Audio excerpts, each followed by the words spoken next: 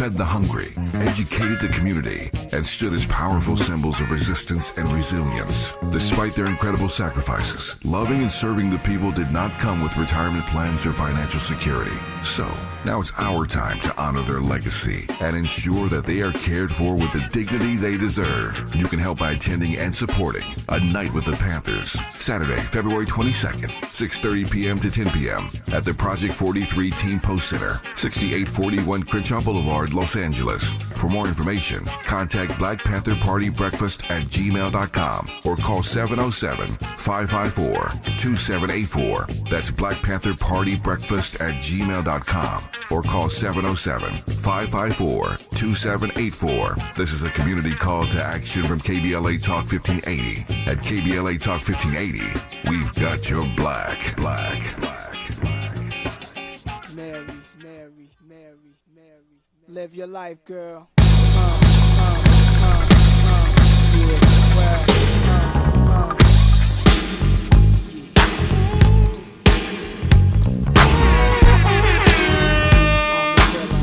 Live your life, girl.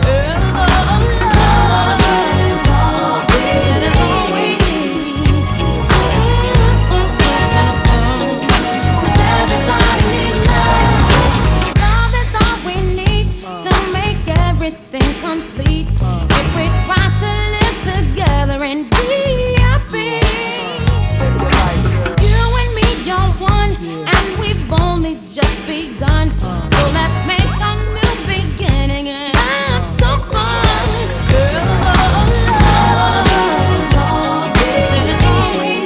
Welcome in, family. Happy Wednesday. You are locked in to KBLA Talk 1580. It is the Entertainment News Update with me, Jill Munroe, bringing you the latest in entertainment headlines, celebrity tea, and all things buzzing around in pop culture. I hope that you are relaxed on this Wednesday evening. If you are in LA on this wet Wednesday evening, it is raining, y'all. What a switch, what a difference a couple of weeks makes. So tonight, we have a full slate. We have a lot to get into. We're going to talk about NBA star Jaylen Brown. Now, back in November, he met one of his heroes, Bill Nye the Science Guy, and he was talking about it last night on his appearance on Jimmy Fallon, yes. And, you know, it got me to thinking, Jaylen is one of the former athletes that had a 4.0 when he was in college.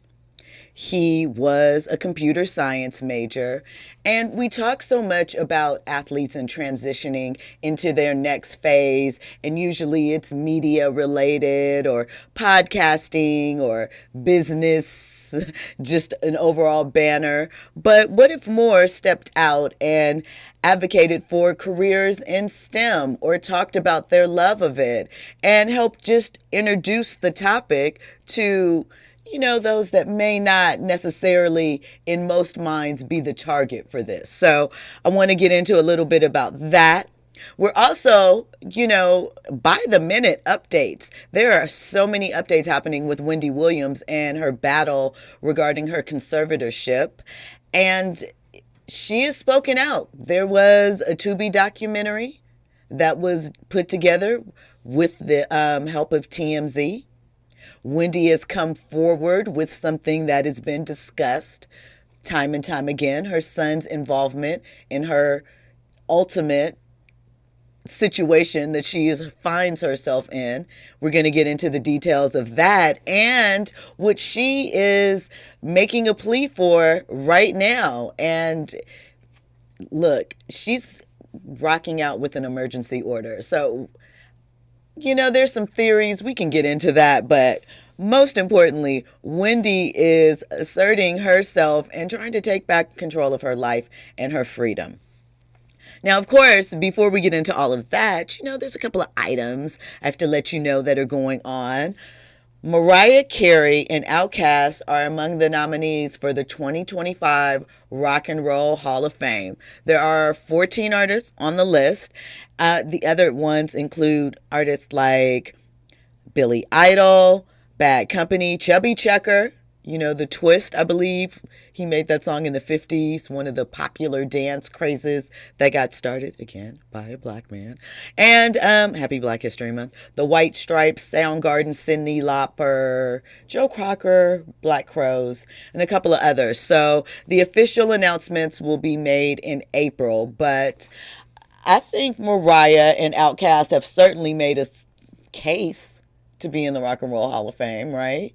I mean, we know Mariah's pen has to, right? Or is that, you know, is there still that blurred kind of, is it really rock, pop? How does that all fit into the thing? Or does it just matter because we're the Genesis? Nah. Just kidding. I'm not kidding, but I'm just kidding about that being a decision maker. So listen, when we come forward, we're going to get into, you know, this basketball science crossover. I think that it is something worth talking about. We always talk about what the athletes are and aren't doing, the difference that NIL has made as far as some people believe, as far as passion and things like that. So it's possible, even though the money's going up, these careers could be getting shorter and shorter. And wouldn't it be nice if, along with your NIL money, you had a direction to go to outside of sports that was more targeted and focused? So we're going to get into that and Wendy's story, plus a whole bunch more. All that when we come forward. You're locked in with Jill Munroe on KBLA Talk 1580. Your ride with Jill Munroe on KBLA Talk 1580. Sherry Shepherd here to talk about Black health. You know what I love about us? Everything. From science to the arts, we are leading the way. But we are falling behind in getting vaccinated. Pneumococcal vaccination rates are lower among Black adults than white adults. If you're 50 or older, you're at a greater risk of getting pneumococcal pneumonia. And the CDC recommends vaccination. If you're 19 or older with diabetes like me, you're also at increased risk. Let's continue owning our own healthcare and leading the way in vaccination rates too. Learn more and schedule at vaxassist.com. Sponsored by Pfizer. What's that sound? That's the sound of Downy Unstoppable scent beads going into your washing machine and giving your clothes freshness that lasts all day long. There it is again. It's like music to your ears, or more like music to your nose. That freshness is irresistible. Let's get a Downy Unstoppables bottle shake. And now a sniff solo. Nice. With Downy Unstoppables, you just toss, wash, wow, for all-day freshness. KBLA Talk 1580. We've got a lot to talk about. KBLA Talk 1580, connecting you with services and solutions. The Autopsy Initiative provides a second autopsy free of charge for victims' families who have lost their loved ones due to a police-related death. The services offered through the initiative include the completion of a second autopsy, disclosure of preliminary findings, and a final autopsy report.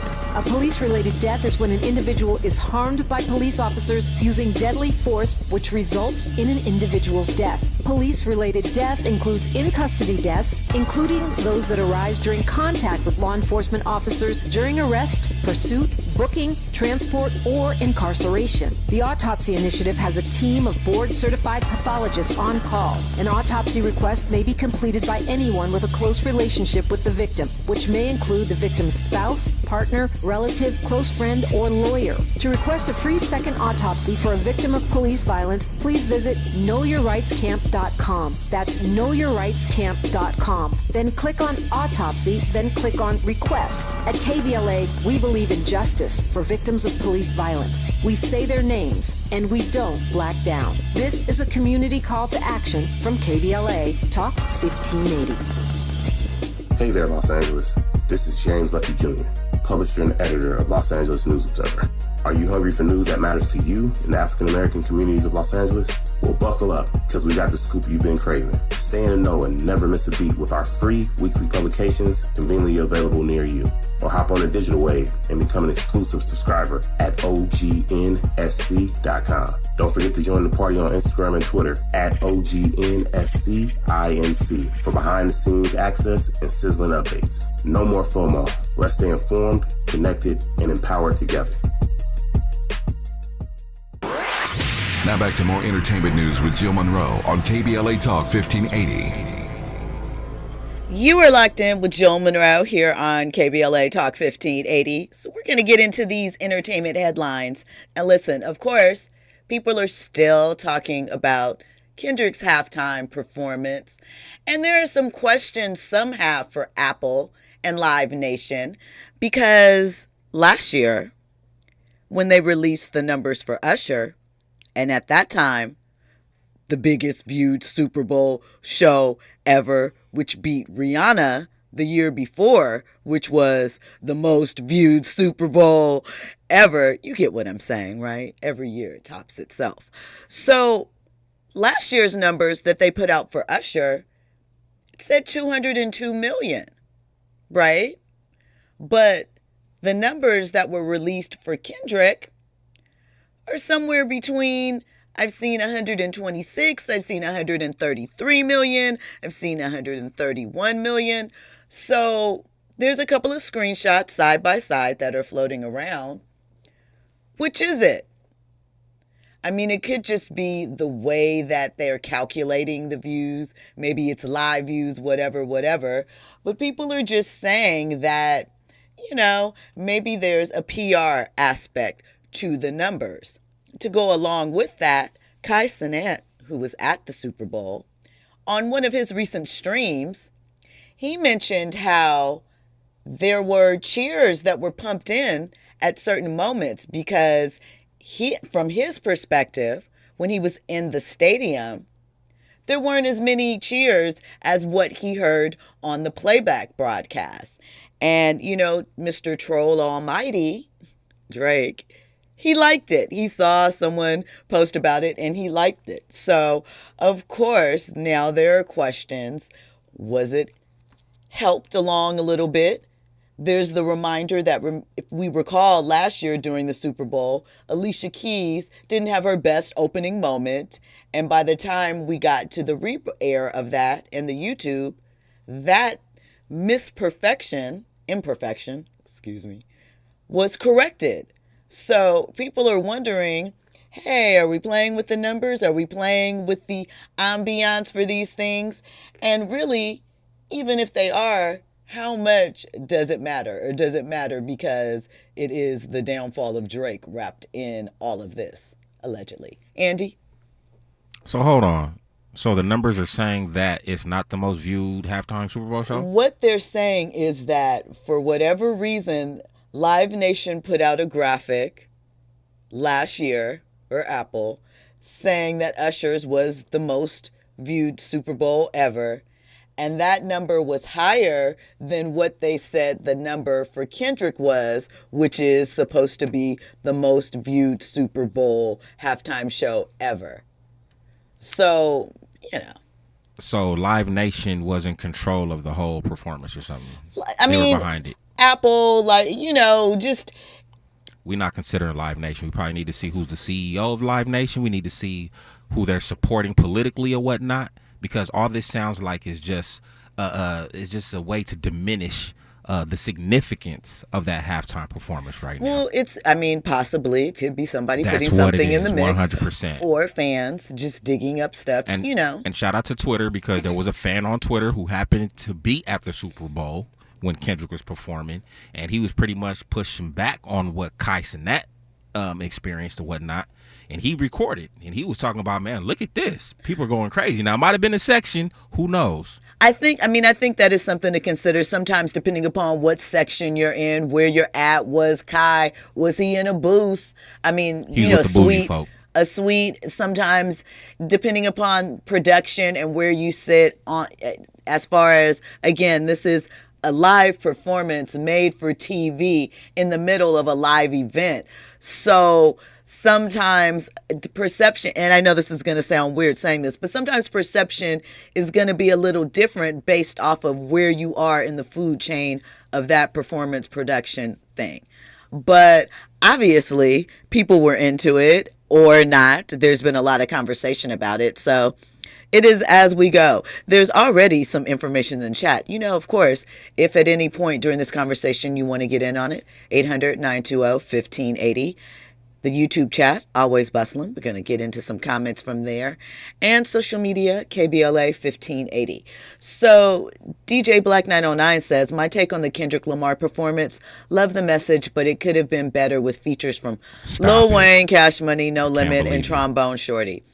Stop it. Let's stop that I narrative. disagree with that. Yeah. Come on, kill that noise. I don't think that it needed any additional features or per se. My gripe was just that it felt a little flat in starting out, and I was looking for more excitement, more so what we felt in the last 3 minutes. But I thought the message overall was important. I liked the usage and obviously visually and all of the things. So yeah.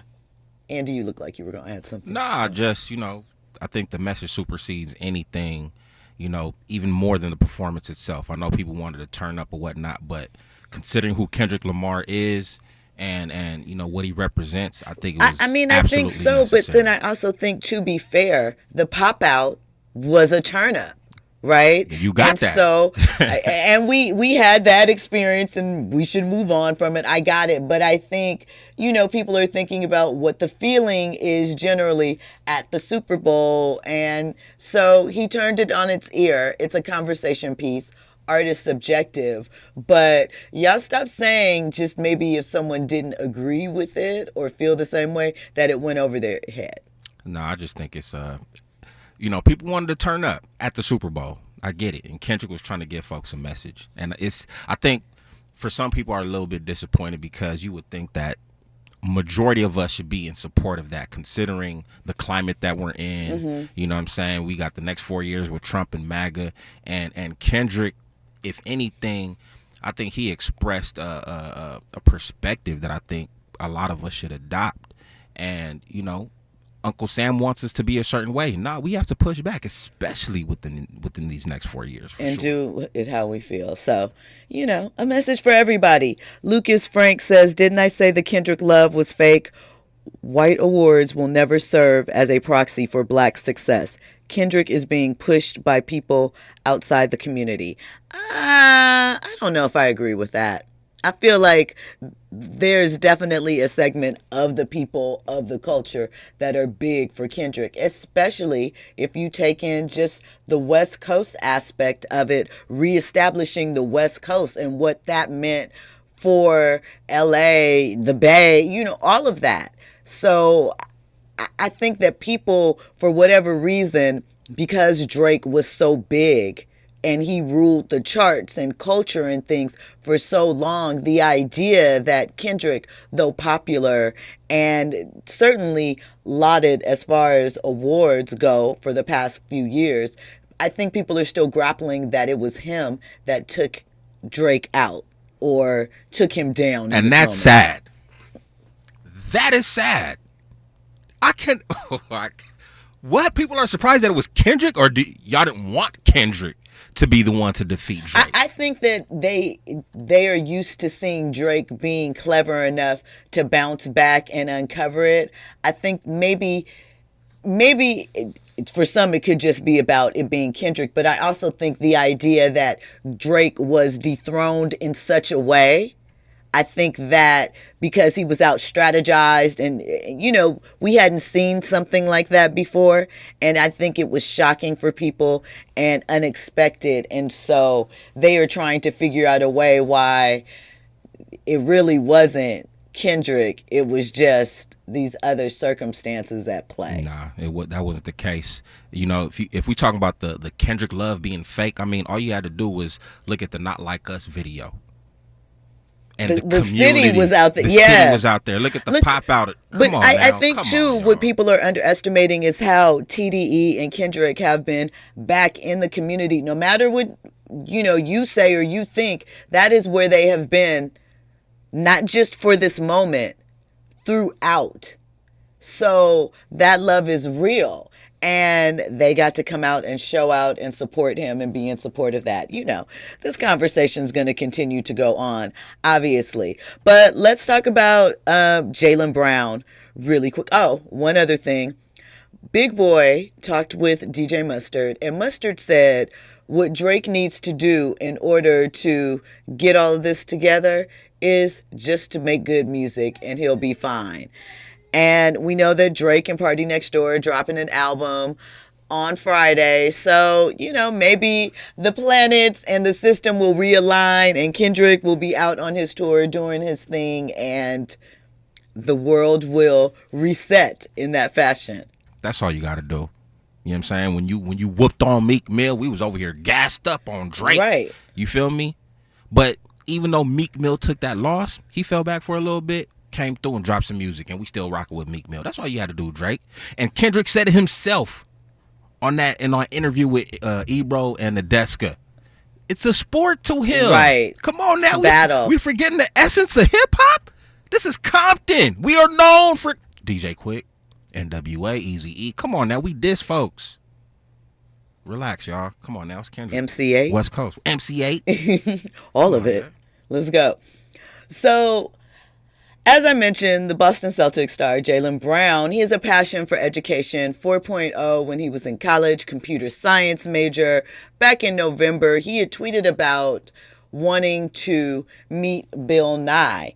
And so he made that happen. But when he was on Jimmy Fallon, he talked about one day he'd maybe like to come together with Bill Nye and create some type of educational programming. He said that he grew up loving education and that Bill Nye made learning fun, and that he has an MIT fellowship. He has lectures at Harvard. So he's like, maybe one day he and Bill can do a spinoff or something. He would love to carry the torch for the educational journey and kind of pass that along and pick up where he left off. And I mean, I think that would be amazing. Once again, with the rise of STEM, with just someone like him, we again, not that we are saying athletes can only do one thing, but we are used to seeing them gravitate towards certain industries and certain careers. It would be really amazing to see Jaylen, someone like him, create this type of project, and especially as STEM becomes more important for Black and brown communities. I would love to see this happen. I mean, we have so many athletes that have media companies. I hope that those he has a relationship with, maybe they can pair up and make it happen. Andy? Great freaking idea. But this is also a testament as to why I think, people don't really like Jaylen Brown. Because he's an out-of-the-box thinker? 100%. If you look at, they have the All-Star game coming up this weekend, right? Mm-hmm. And, they're switching up the whole situation. You got Kenny, Chuck, and all. They all have teams, right? Right. So they had to pick from the pool of the All-Star players. Who was the last person picked? It was Jaylen. Jaylen Brown. They think because he's a troublemaker. All the players? Come on now. I was shocked about that. But it's political a little bit. 100%. But I like this. I think this is great. Having somebody like him as a melanated individual who's hooping, who wants to go do the whole science thing, I'm all for it. 100%. Change the narrative. I mean, because we've had other players speak about, dealing in finance and investing and some of those things. And I know that is really the wave right now, a positive one. Jump in, learn about it, educate yourself, get in on it. I'm not mad at it. But I would like to see this too, because I know with athletes, the thought process is they don't care about school. They're never in class. They have zero interest in that. And I think now more than ever, your education or I won't even say your plan B. I will say a tentacle of your plan A, because you have to be multi-pronged in a lot of industries, let alone, not just sports, should be something like this if it is of your interest. Andy? Yeah, and I think it would open up the doors for other athletes to maybe come on to the show or whatnot. They can come in oblivious and not know about anything, exactly, but take that opportunity to learn themselves. And maybe open themselves up to finding something that they didn't know that they had an interest in just by being exposed to it in a way that is comfortable for them. So, I would love to see it happen. I would love to see somebody explore it. We have so many rush to put an athlete on a podcast or do all of these things. What about something like this that could equally be exciting, interesting, new, and take us somewhere different? Yeah, because real talk, when it comes to educational television, it's not much. I grew up on Bill Nye. I rocked with him. We had LeVar Burton, Reading Rainbow. All of the things. We don't really have that type of stuff anymore. And I think it's important. So, listen, when we come forward, of course, we're going to get all into this Wendy story. We're going to hear Wendy, in her own words, describe what happened that led her to being in this conservatorship. Because part of the thing that makes it so sad is that she asked for help with what was going on, and asking for that help kind of got her into a twist, coupled with the alcoholism that she was dealing with and things of that nature. And it also brings about the question because, something we talked about when this first came up again is, what if your family can't handle the responsibility of some of the things, or your loved ones, that they are being asked to do? So we're going to get into what Wendy said, what she said happened, and where we're at currently, because she's coming out swinging, and she's saying that whatever the dementia stuff was, not only is it not true, she's willing to take tests. It's not there. She's cured. Hallelujah. And you need to let her go and let her access her money. So we're going to get into all of that on the other side. You are locked in with Jill Munroe on KBLA Talk 1580. News, traffic, and sports up next. All we need is love.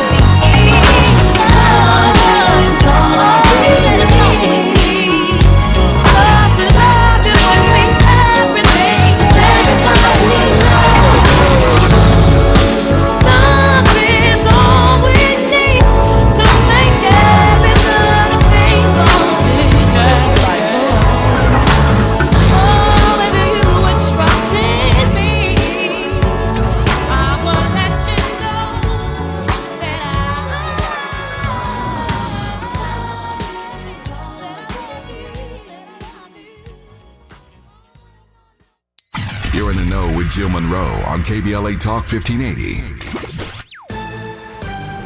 I'm Amber Payton with 4 Things You Should Know with BIN News. A judge has reinstated President Trump's federal employee buyout plan, ruling unions lacked legal standing to block it. Now, the buyout offer is back on the table for roughly 2 million federal workers. Former Congressman Jesse Jackson Jr. is again seeking a presidential pardon after Trump pardoned Rod Blagojevich. Speaking in Chicago, he also advocated for others who've served their time. Jackson, who was black, resigned in 2012 and served 30 months for campaign fraud. Black New York City Mayor Eric Adams is scheduled to meet with Trump's border czar Thursday after federal charges against him were dismissed. His lawyer denies any deal was made. Bronx officials fear the meeting could lead to ICE raids, but Adams insists his record speaks for itself. And rapper Cardi B is blaming President Trump for her ruined designer heels at the big game, saying Secret Service made it hard to get around. She's weighed in on politics before, criticizing Biden but supporting Kamala Harris. I'm Amber Payton on the Black Information Network, your home for Black News First. In Burbank, a crash on the 134 westbound at Hollywood Way. Left lanes blocked, delays backing up away from Buena Vista. Sun Valley stall on the 170 north connector to the 5 north, and that drive is slow moving away from Roscoe Boulevard. Griffith Park, a stall for the 134 eastbound before Forest Lawn, blocking the right lane. The drive is slow moving away from Buena Vista. And San Bernardino crash, 215 south past 5th Street. 3 right lanes are blocked. Think It Up is an initiative to activate student-powered, teacher-led learning projects. Students and teachers, how can you spark great learning experiences in your classrooms today? Join at thinkitup.org. Is this the tether? This is the KBLA Sports Minute with Ray Richardson.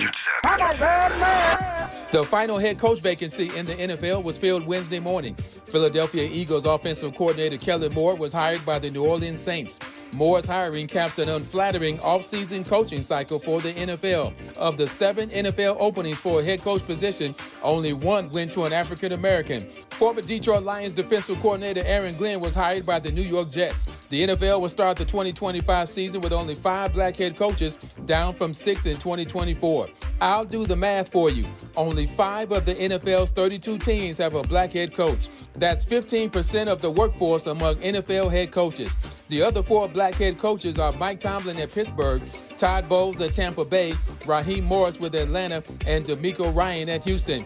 The NFL has been a strong believer in diversity, equity, and inclusion, but a lot more work needs to be done. No debates, no speculation, just the info you need.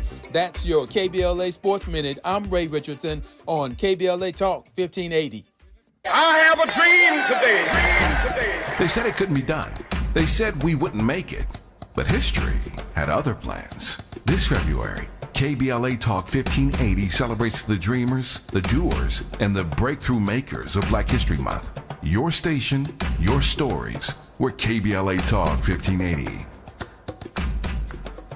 Why choose a Sleep Number smart bed? Can I make my side softer? Can I make my side firmer? Can we sleep cooler? Sleep Number does that. Cools up to 8 times faster and lets you choose your ideal comfort on either side. Your Sleep Number setting.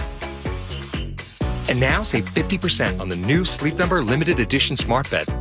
Plus free home delivery. Ends President's Day. Exclusively at a Sleep Number store near you. Learn more at sleepnumber.com. Ever have one of those days where your gut just feels blah? Ugh, yes. Occasional bloating or gas could be signs that your gut is out of balance, but Align Probiotic can help. Align 24/7 Digestive Support is a daily use probiotic with a unique strain to help relieve occasional digestive issues. It's the #1 doctor-recommended brand. So when you feel the signs, it's time to try Align. Align Probiotic. These statements have not been evaluated by the Food and Drug Administration. This product is not intended to diagnose, treat, cure, or prevent any disease. The following is not a contest and is a paid advertisement by Family Vacation Getaways for the purpose of soliciting sales of vacation ownership. For complete details, please visit fvgradio.com. If you want a complimentary stay in Cancun at a luxury resort, then Family Vacation Getaways may have your ticket to paradise. We're giving away a 5-day and 4-night stay to the first qualified 50 callers who can name an animal that lays eggs and is not a bird. An animal that lays eggs and is not a bird. Do you know it? Call now, 800-868-6431, 800-868-6431. You may also be eligible for an exciting bonus vacation to Orlando, Florida for just $398. And don't worry about anything ruining your plans. We can extend your travel up to 18 months. Name an animal that lays eggs and is not a bird, and you may be eligible to get a complimentary Cancun resort stay and an optional bonus vacation to Orlando for just $398. What are you waiting for? Call 800-868-6431. Again, call 800-868-6431 and give us your answer. We've got a lot to talk about. I'm Reverend Gerald, the life coach. Is someone you love struggling with addiction and mental illness? Is improving your family's health important? Want to leave a legacy that your family can grow? Are you ready to enhance your perception of life experiences? Then wake up weekends at 7 a.m. with Urban Family Focus and get the wisdom, opportunity, resources, and motivation to live your best life. Join the conversation on Urban Family Focus Saturday and Sunday at 7 a.m. Unapologetically progressive. KBLA Talk 1580. We've got your black. You're listening to Jill Munroe on KBLA Talk 1580.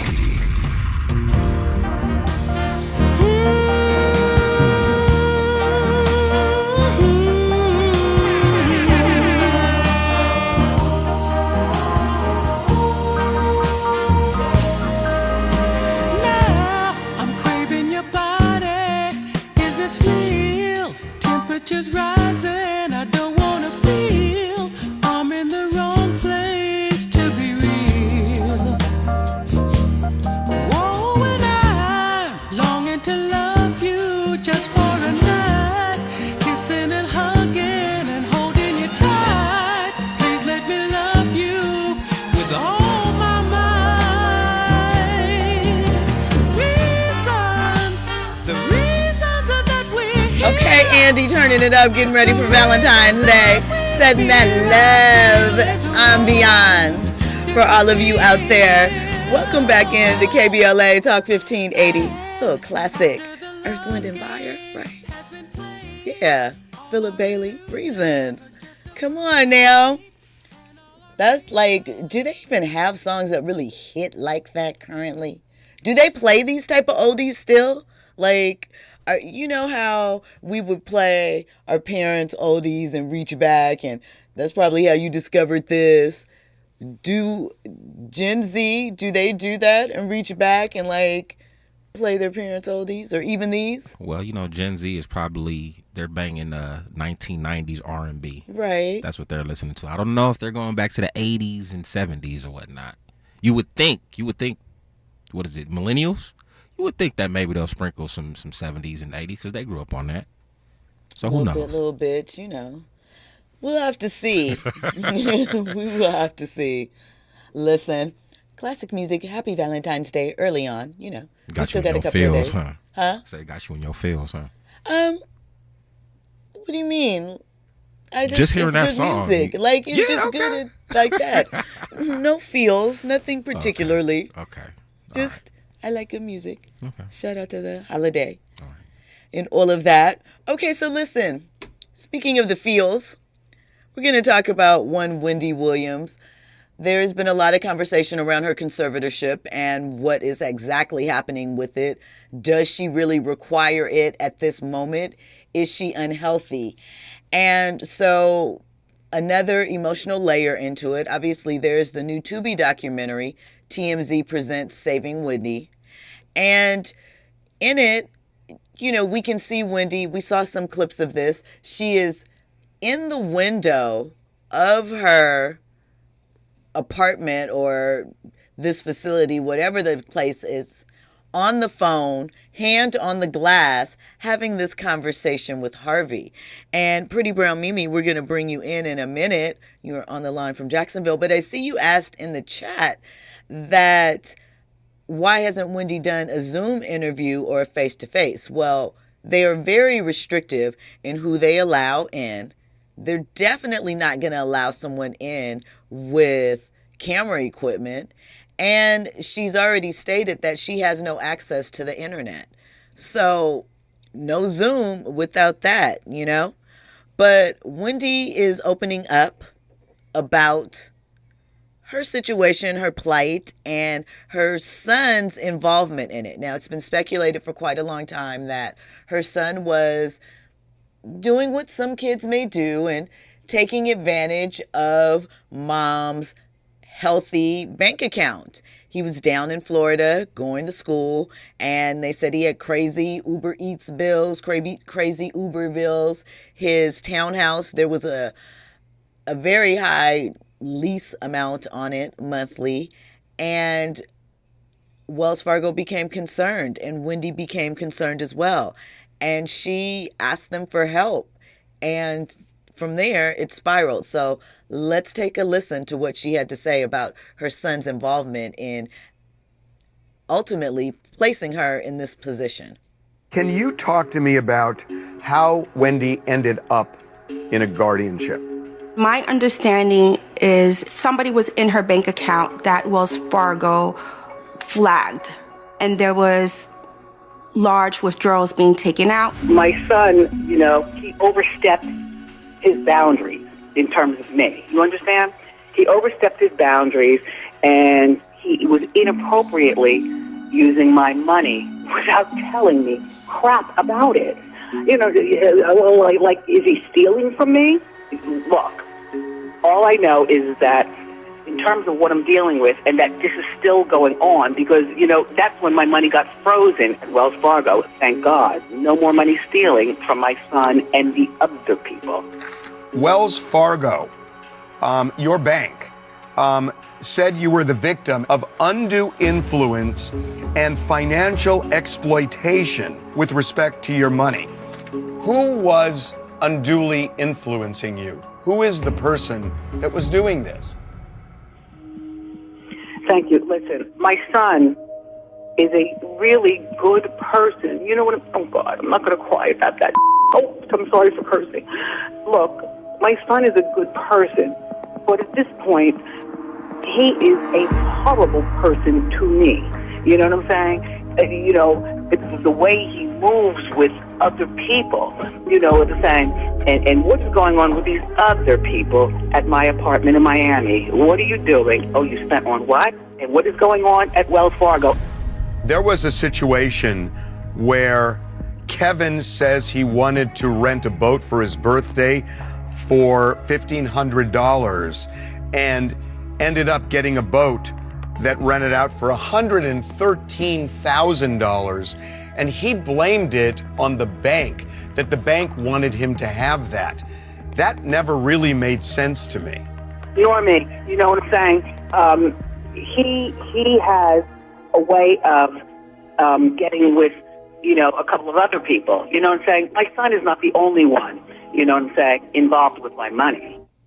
So I mean, that's really hard to hear. Her son probably feeling entitled, probably feeling like my mom's rich, maybe wanting to impress some of the people that he was around, maybe some new friends in college. So I'm going to ball out till we fall out, you know, YOLO, all of those things. And ultimately has gotten his mom in a twist because of it. Let's hear what Mimi from Jacksonville has to say. Hey, Jill. Hi. This is so sad because Wendy, her situation reminds me so much of Anna Nicole Smith and Michael Jackson, because you have these extremely talented people that may have mental health issues or alcohol issues or drug issues or something like that, and they have, you know, family, people around them that her son is very young and her dad is elderly. So I don't know, it just seems like she doesn't have people around her that are for her. I mean, she has family, but truly, truly for her, she needs somebody that is, they don't have a dog in the fight. They're just going to say, you know, we're here to help you. You're going to get a certain amount of money, whatever the judge says is fair, whatever is right, to get your house in order. And we'll get our stipend or whatever it is, but we're not going to be able to, you know, control your money. She needs somebody like that in her life. Well, allegedly, that is what the whole conservatorship is about, an outside party stepping in to make sure that Wendy is not financially abused. However, some are asserting that because they allowed the Lifetime documentary to be made and Wendy was obviously not well during that it caused the guardianship to become even stricter on her. But there is a third party with no interest, as you stated, involved in the cause. Listen, when we come forward, we're going to get more into that. We're going to tell you why Puffy is suing NBC, Peacock, Universal. All these documentaries, people are striking back for $100 million. And if there's time, you know, your guy 50 is wilding out, and a couple of more of these trending topics and headlines. All that and more when we come forward. You are locked in with Jill Munroe on KBLA Talk 1580. You're riding with Jill Munroe on KBLA Talk 1580. We ask seniors how to prevent Medicare scams. My best advice, if you get a phone call, do not talk to the person. These people are well trained. Don't talk to them. They don't know me. They're just trying to scam me. Don't be fooled. Hang up. Just hang up. Never give out your Medicare number. They're going to get your number to put in a false claim. If I get a call from someone, I don't pick up the phone. And should I pick up the phone and they ask for information, then I hang up. How do you detect Medicare fraud? Just like I check my credit card statements, I check my Medicare statements monthly. Scammers can get a hold of your number, order medical devices through your account, and you're not even going to know about it if you don't look at your statement. Check your statement every month. If you get your statement and you see something that you know you did not have done, you report it. Call your senior Medicare Patrol. To report Medicare fraud, call the Senior Medicare Patrol at 855-613-7080. If you're living with dry age-related macular degeneration or dry AMD, you may be at risk for developing geographic atrophy or GA. GA can be unpredictable and progress rapidly, leading to irreversible vision loss. Now there's something you can do to slow it down and get it going slower. Izervay is proven to slow GA progression. Izervay gets GA going slower. Izervay or avacincaptad pagel is a prescription eye injection used to treat GA. Don't take it if you have an infection or active swelling in or around your eye. Izervay can cause eye infection, retinal detachment, or increased risk of wet AMD. Izervay may temporarily increase eye pressure. Your vision may be impaired after an eye injection or exam. Don't delay. Ask your doctor about Izervay today. Izervay gets GA going slower. Visit Izervay.com. That's IZERVAY.com. Wesley Financial Group is not a law firm. If you own a timeshare, don't miss this public service announcement from Chuck McDowell, founder of Wesley Financial Group. If you receive an unsolicited phone call or mail piece to discuss selling, renting, or especially canceling your timeshare, don't fall for it. If you really want out of your timeshare, hang the phone up immediately or throw that mail piece in the trash and contact your timeshare resort or Wesley Financial Group for assistance with your timeshare. As the only Inc. 500 timeshare cancellation company, our knowledge, experience, and results has made Wesley a trusted resource for over 40,000 families we've helped get out of their timeshare. Give us a call and I'll send you our timeshare exit information kit free with the straight facts about your timeshare and all of your options for cancellation. Call for your free info kit. 800-511-2112. That's 800-511-2112. 800-511-2112. You're listening to Jill Munroe on KBLA Talk 1580. Welcome back into Jill Munroe and the entertainment news update here on KBLA Talk 1580. So, in kind of wrapping up with Wendy Williams, she has signed an affidavit claiming that she has regained her capacity and that she is not suffering from that frontotemporal lobe dementia, and that she can handle her own finances, life, all of that, and she is ready to move on with her life. So reportedly, she's going to have a medical evaluation next Tuesday, and we will see where we net out with this. So the condition that she's alleged to have is allegedly not reversible, not allegedly, according to them, not reversible. So it will be interesting to see how all of this plays out and whether Wendy will be able to take back control of her life. But it also explains why everyone was asking why she's not with her family and all of those different things, because there were questions as to her son and perhaps others, we don't know who those are at this moment, being involved in her finances, so much so that someone even called and allegedly impersonated Wendy to the bank. And that is why it was said that Wendy knew about the spending habits of her son initially, because, you know, there was all types of lies and deceit happening within that. So good luck to Wendy. We hope that, you know, she's able to push through with this and that she is really in a state where she can take care of herself and live her life, because that is what we all want, right? Okay, so we got to get into this Diddy and NBCUniversal lawsuit. So recently, we saw Chris Brown, he's suing Warner Brothers Discovery.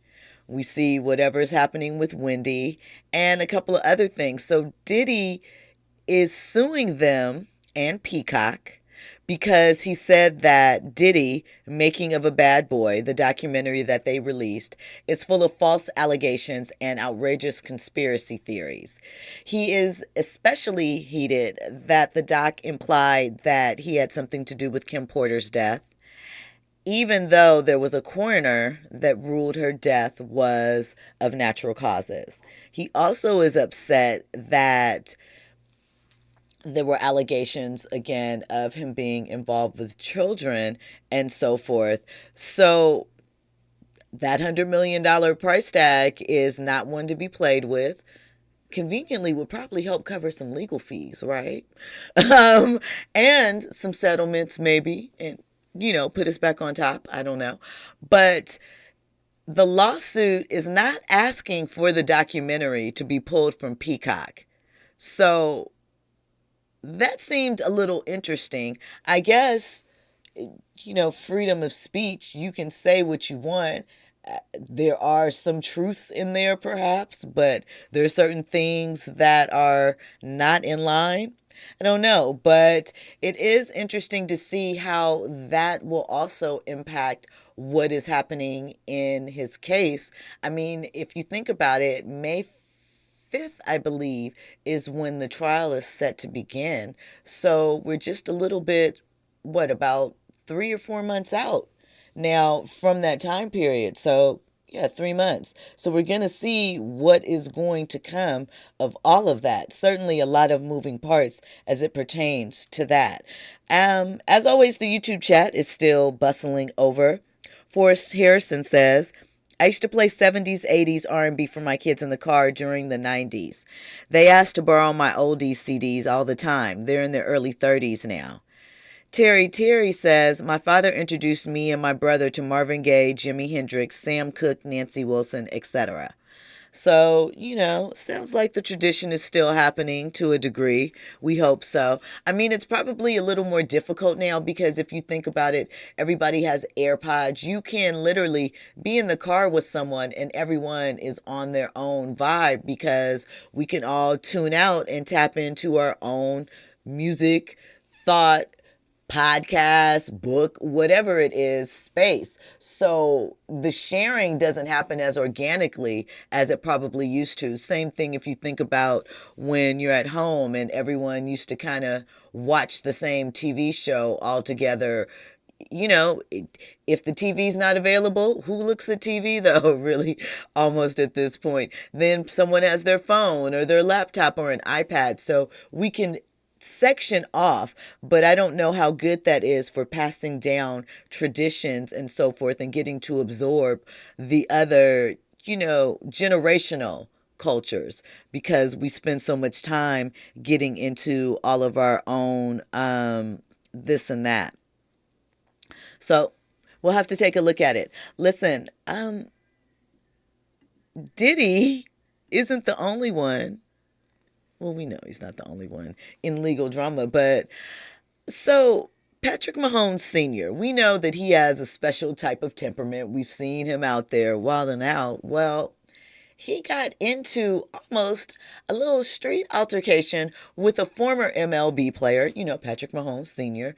played in the MLB back in the day. And there was this baseball player that was disgraced back in 99 from a Sports Illustrated article that he did. His name was John Rocker. I can't remember the team that he played. I want to say it might have been Cleveland, but I can't really recall. But he had a lot of racist commentary in this article. And he quickly, messed around and found out and lost his career behind this particular interview and these statements. So during All-Star Weekend, right? I mean, sorry, not All-Star Weekend. That's what's coming up. During Super Bowl weekend, for whatever reason, the two crossed paths in the street in New Orleans on Bourbon Street. And there was considerable onlookers outside where John Rocker called Pat Mahomes Sr.'s name and walked up to him and I guess wanted to shake his hand. Couldn't really hear what the exchange was about. But Pat Mahomes Sr. was like ready to fight. Got in fight stance, started cursing him out, and they had a whole yelling back and forth. And of course, the whole thing was captured by someone's cell phone. And, someone quickly separated the two. And that was pretty much it. It was just a heated altercation. But there is naturally speculation that this was a setup for something bigger down the line. Some of the theories that have popped up include that this may be a prelude to a planned celebrity boxing match, right? Because allegedly, a couple of days before this internet, the founder of Barstool Sports hinted that the two, Rocker and Mahomes Sr., were potentially facing off in a rough and rowdy boxing match. So maybe they wanted to get the public's interest going and get people excited about the potential of seeing Pat Mahomes come to blows with someone that was a known racist and got rolled up out the league. I suppose, there would be a certain interest from that. I guess the Jake Paul fights and those type of things have created an interest in random people out there boxing. I don't know. Do you really want to see unskilled people? I mean, I guess people do. There's no point in asking that question. Somebody does, but do a lot of people, do enough people? Maybe. We'll have to see. All right, last story for the night. Do you remember the show on Netflix called LastChanceU? So it was a big success, and basically it was about 6 former football players, and they were going to school at this junior college. I think that it was in Mississippi. It was like East Mississippi Community College. And the whole point of the series was just them trying to work their way back to get to a D1 to ultimately get to the league, right? And so it was a massive success, as I mentioned. But the participants in the show, the athletes, are claiming that they were unfairly portrayed and never received proper compensation for their participation in this. Now, this show debuted 9 years ago in 2016. They filed a lawsuit, and they also named, in addition to Netflix, the school that they attended, the National Junior College Athletic Association, Condé Nast, and a bunch of others. They argue that they were misrepresented and that it was misleading, offensive, and highly objectionable the way that they were portrayed. They said, make no mistake, each of the defendants has been unjustly enriched by intruding upon the private lives of the plaintiffs, taking unfair advantage of them through the defendant's superior bargaining power, manipulating the many of the plaintiffs' characters along the way for their own financial gain. They claim that they were pressured into signing the contracts without fully understanding the show's commercial potential. And it also says that the two junior colleges profited from selling player merchandise that they received no benefits from. Because remember, this is all before NIL. We'll have to see how this turns out, but going on a reality show, remember, there could be benefits to you, but it also is forever. Put your thoughts into that. Listen, thank you for clocking in with us. Make sure that you are here each and every day, Monday through Friday, 6 to 7 p.m. for all your pop culture updates, entertainment, news, and celebrity. I am Jill Munroe. Thanks for locking in. Up next is Zoe Williams, the voice of reason. I will be back tomorrow with another great show.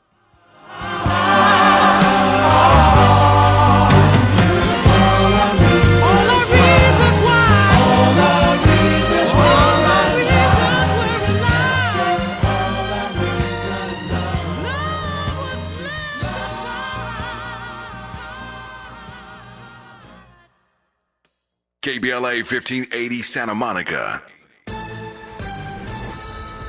I'm Amber Payton with 4 Things You Should Know with BIN News. New York City leaders, including Brad Lander and Reverend Al Sharpton, are defending workplace diversity as President Trump rolls back DEI initiatives. Lander criticized the move, saying diversity boosts financial performance